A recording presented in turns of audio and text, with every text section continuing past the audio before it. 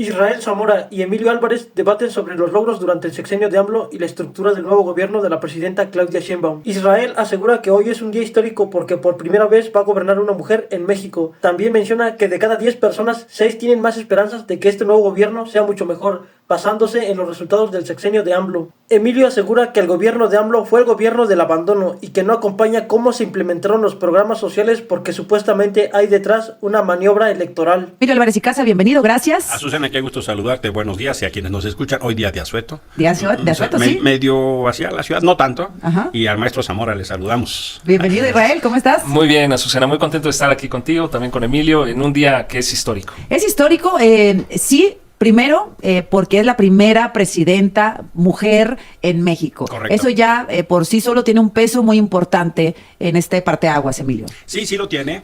Y vienen dos momentos importantes en la historia del país. La primera es el balance de este sexenio, Azucena. Porque lo que toca sí es un balance de lo que fue el gobierno de López Obrador. El segundo momento será ver el arranque de este gobierno. Me voy por el primero. Yo quiero definir el gobierno de López Obrador esencialmente con 4 características. El primero es el gobierno del abandono.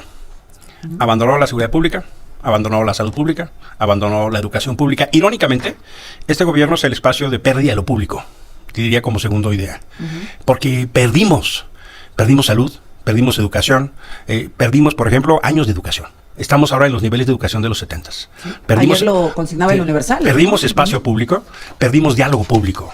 Decía ayer el Universal, organizaciones civiles, especialistas y extitulares de la Secretaría de Educación aseguran que durante el gobierno de Andrés Manuel López Obrador se registró un retroceso en materia educativa, se redujo la matrícula en más de 1.600.000 estudiantes. Eso sí. El aprendizaje se retrocedió a niveles de hace 20 años y disminuyó la inversión en el sector. Por eso te digo que en este particular perdimos seguridad pública, perdimos educación pública, perdimos salud pública, perdimos diálogo público. La tercera idea que yo quisiera dejar con mucha claridad es, hubo traiciones muy dolorosas. La militarización, la primera de ellas. El hecho que López Obrador haya firmado la reforma constitucional de la militarización como último acto de gobierno, me parece que los va a perseguir. A esa izquierda que luchaba contra la militarización, yo le aplaude. Y la cuarta, voy a poner las cosas que me parecen positivas para que no quede la idea que todo negativo. Como traición, dejarías la militarización. Y víctimas. La traición a las víctimas. Les dio la espalda a las madres buscadoras, no recibió a las víctimas, medicamentos, o sea, no cumplió su palabra, y el mejor testimonio es el de los padres de los 43 estudiantes de Ayotzinapa. Es en sus palabras, Azucena, no son mis palabras. ¿Qué me parece destacable? El tema del salario, eso me parece destacable. Me parece destacable que incrementa la base de contribución fiscal, eso también me parece destacable. Y me parece destacable que se incluyeron en la reforma algunos elementos de democracia social. ¿Por ejemplo? Por ejemplo, inclusión de los afroamericanos, por ejemplo, paridad en términos de la presencia, la obligatoria de las mujeres en todos los cargos, o por ejemplo, algunos elementos que tienen que ver con intentar reducir brechas de desigualdad.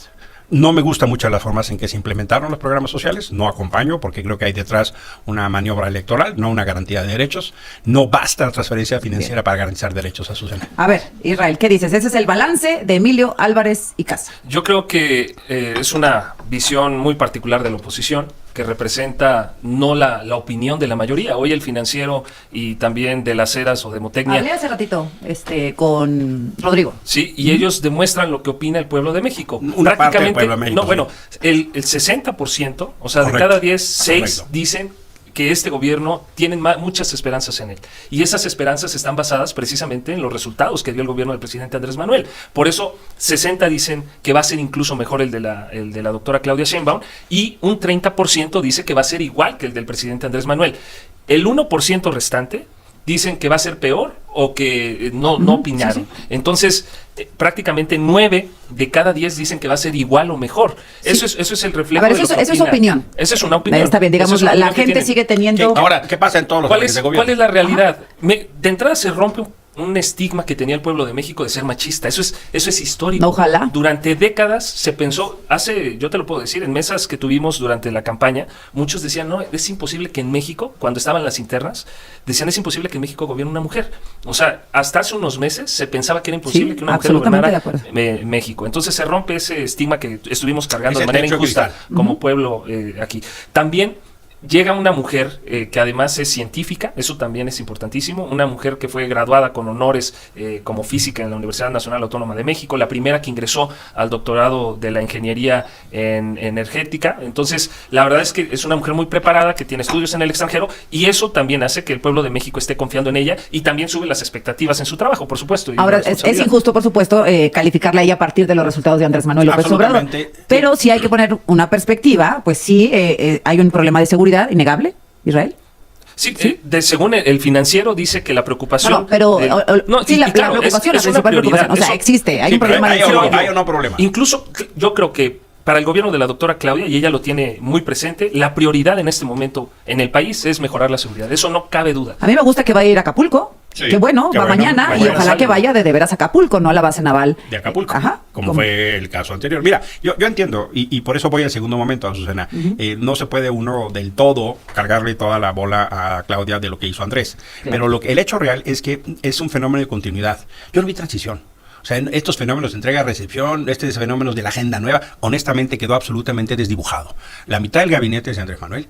El Congreso está esencialmente controlado por Andrés Manuel. El partido ahora está, me refiero a Morena, controlado por Andrés Manuel. Y si no fuera suficiente eso, la mayoría de los gobernadores son Andrés Manuelistas. A veces pienso la imagen de la nueva presidenta en dos alegorías. La primera, más en la figura de vicepresidenta, y la segunda, en un elevador que no tiene botones. No se decide dónde se para ni quién se sube.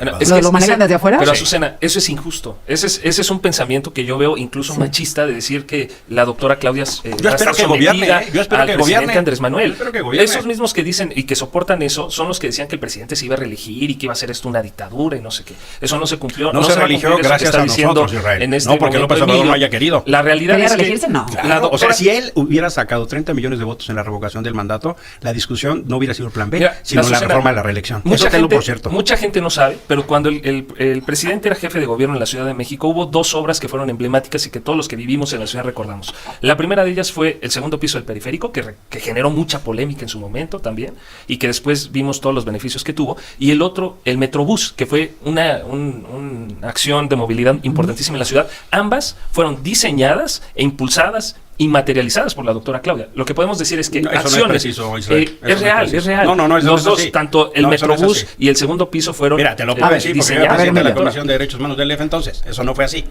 Puedes darle atributos a Claudia, pero la discusión, no quiero disminuir su persona. Lo que estoy queriendo reflejar es un hecho político. Ella merece todo mi respeto, aunque no coincida con ella, aunque no considere con ella. Yo claro que quiero que gobierne Israel, nada más no nos confundamos, pero hay hechos políticos inevitables. Y el hecho real es, mira, a mí me encantará que la capacidad de su formación científica impere y no nos salga con detentes ante las pandemias y no nos salga con cosas de que tengo otros datos. Me encantará que cuando haga oficios no se equivoque, por ejemplo, en la antigüedad que tiene Tenochtitlán, ¿no? Y que esa capacidad científica le sirva para escribir bien el nombre de otros jefes de Estado cuando se pelea con ellos, porque 3 veces tuvo que mandarle la carta al rey de España. Ojalá esa capacidad científica le sirva para que no quedemos en vergüenza en el mundo. Mira, lo que está sucediendo, Azucena, es mucho más profundo. Muchos quisieran que ella rompiera con el presidente Andrés Manuel para que regresáramos a los gobiernos No. Ese pasado es indefendible, además, Israel. Pero tampoco es defendible el totalitarismo con el que están conduciendo la transición de este país, Israel. En México había, antes del gobierno de Andrés Manuel López Obrador, una plutocracia que gobernaba. La plutocracia es cuando el poder lo tienen los más ricos, pero también una cleptocracia, que algunos eran incluso hasta ladrones. Cuando llegó Andrés Manuel, esa era la república que encontró, una república destruida. Sigue, por cierto, y actualmente esa república, durante este sexenio, se reconstruyó, se le dio un poder real a los ciudadanos, y por eso incluso esos fueron los resultados que se obtuvieron el día en junio, precisamente porque la gente vio que realmente ya tiene el poder, las riendas del destino de nuestro país en sus manos. Entonces, esto que va a hacer Claudia, yo no lo veo incluso como el segundo piso de la transformación. Yo creo que es la segunda etapa de la reconstrucción de la república para que el pueblo de México cada vez tenga más poder. Ahora, esto que dice Emilio Álvarez y Casa, decir, bueno, pues hay un gran número de López Obradoristas cerca de Claudia Sheinbaum, creo que importa incluso visibilizarlo. Me explico, porque si se queda en las sombras, entonces pues la doctora Sheinbaum puede sufrir un sinfín de presiones. Son parte del mismo movimiento. Pero voy a poner un ejemplo. Voy a poner un ejemplo que no tiene nada que ver con Claudia. Rosa Isela, secretaria de Gobernación. Hay un issue, hay un tema. Supongamos. La Suprema Corte de Justicia decide echar para atrás la reforma judicial. ¿A quién le va a hablar primero Rosa Isela? ¿A Andrés Manuel o a Palacio Nacional? Lo que estoy, y eso tiene que entenderse, a mí me gustará que Claudia ejerza como presidenta. Y así va a ser. Pero lo que yo veo es que hay condiciones reales de poder que apuntan más a Palenque que a Palacio Nacional, Israel. Y segundo, mira, la cleptocracia continúa, ¿eh? O sea, la estafa maestra, que fue el peor robo de Peña, quedó chiquito al lado de Segalmex. Y lo que hoy estamos viendo es esa transición en código autoritario. No hay duda de que el gobierno de Claudia Sheinbaum será mucho mejor que el de AMLO, simple y sencillamente porque la presidenta recibió un país donde podrá trabajar sin obstáculos. Afortunadamente tiene mayoría en las cámaras legislativas. Morena gobierna 24 de 32 estados y sobre todo tiene el respaldo del pueblo. El señor Emilio caracteriza el sexenio de AMLO como el gobierno del abandono, pero no se trata de que haya sido abandonado. El PRIAN se opuso al proyecto de AMLO obstruyendo el avance significativo en algunos ámbitos. Menciona que no hubo avance en temas de seguridad, pero no dice que en los sexenios anteriores nunca combatieron la inseguridad de raíz, al contrario, se unieron a esos grupos criminales.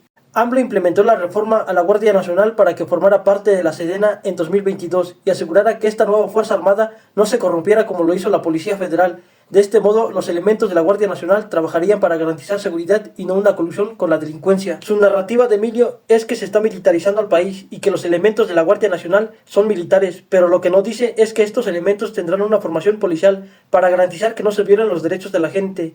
Su narrativa de Emilio es que se está militarizando al país y que los elementos de la Guardia Nacional son militares, pero lo que no dice es que estos elementos tendrán una formación policial para garantizar que no se violen los derechos de la gente. Y tampoco menciona que la Secretaría de Seguridad Pública y Protección Ciudadana van a elaborar el plan de seguridad pública para que la Guardia Nacional solamente lo ejecute. El gobierno de AMLO tuvo que pasar por una serie de desafíos, principalmente el de separar el poder económico de la justicia social, debido a que se mantenía un dominio de aquellos que por el simple hecho de tener poder económico manipulaban la ley a su antojo. El trabajo de AMLO no es tan notorio para la oposición, pero el tiempo le dará la razón. Por lo tanto, el gobierno de Claudia tiene el camino libre para desempeñarse correctamente y garantizar un avance significativo en el ámbito económico, político y social. Pero bueno, ¿cuál sería tu punto de vista acerca de este tema?